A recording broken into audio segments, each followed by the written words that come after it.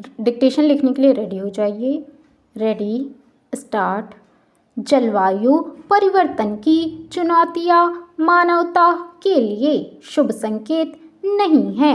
तमाम प्रयासों के बावजूद वर्ष 2024 अब तक का सबसे गर्म वर्ष रहा। इतना ही नहीं, यह पहला वर्ष होगा जब दुनिया का औसत तापमान पूर्व औद्योगिक स्तर से 1.5 डिग्री सेल्सियस ज़्यादा दर्ज हुआ। इस तरह वर्ष 2024 अब तक के सबसे गर्म वर्ष के रूप में दर्ज हुआ। यूरोपीय जलवायु एजेंसी कोपरनिकस ने नए वर्ष के पहले ही हफ्ते में इस बात की पुष्टि भी कर दी। यह बहुत चिंताजनक स्थिति है। वर्ष 1850 से वैश्विक तापमान के माप की शुरुआत हुई।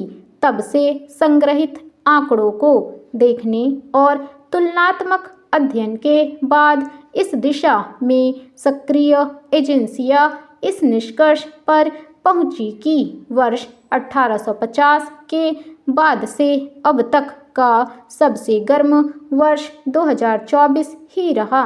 बीते वर्ष के महीनों पर निगाह डालें तो चिंता और बढ़ती है। वर्ष 2024 में जनवरी से जून तक का हर महीना अब तक का सबसे गर्म महीना रहा। वहीं जुलाई से दिसंबर तक सिवाय अगस्त के हर महीना 2023 के बाद रिकॉर्ड स्तर पर दूसरा सबसे गर्म महीना रहा। कोपरनिकस जलवायु परिवर्तन सेवा के अनुसार पिछले वर्ष यूरोप में सूखा, जंगल में आग, बाढ़ और रिकॉर्ड गर्मी का भी सामना करना पड़ा। हालांकि अमेरिका का लॉस एंजल्स अभी भी आग के कारण बहुत बुरी स्थिति में है, लेकिन विडंबना देखिए, इस मुहिम का अहम सदस्य अमेरिका ही अब उससे अलग हो गया है। वहाँ नए राष्ट्रपति के रूप में शपथ लेते ही डोनाल्ड ट्रंप ने पेरिस समझौते से अपने देश के बाहर होने की औपचारिक घोषणा कर दी। पेरिस समझौता जलवायु संकट पर काबू पाने के लिए महत्वपूर्ण वैश्विक संधि है। इतना ही नहीं, उन्होंने आदेश पर हस्ताक्षर करने से पहले अपने समर्थकों को कारण बताते हुए इसे अनुचित और एक तरफा बताया। यह पहली बार नहीं है जब ट्रंप ने ऐसा किया हो।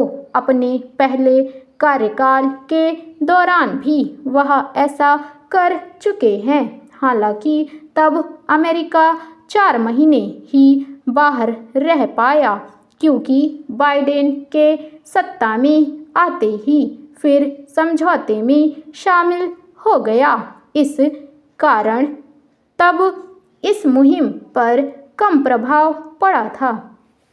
यह भले ट्रंप की चालाकी हो, लेकिन वैश्विक स्तर पर इसका अर्थ यह हुआ कि अमेरिका को अब अपने ग्रीनहाउस गैस उत्सर्जन पर वार्षिक आंकड़े जारी करने की आवश्यकता नहीं है।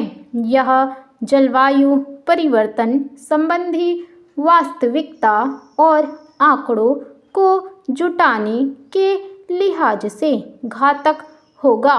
साथ ही इस दिशा में वैश्विक स्तर पर उठाए जा रहे कदमों की पारदर्शिता में भी कमी तय है। निश्चित रूप से यह निर्धारित या सुनिश्चित करना भी कठिन हो जाएगा कि दुनिया समग्र रूप से ग्रीन हाउस उत्सर्जन में कमी के मामले में किस तरह और कितना आगे बढ़ रही है। ट्रंप का यह कदम जलवायु परिवर्तन को रोकने की दिशा में बड़ी बाधा है।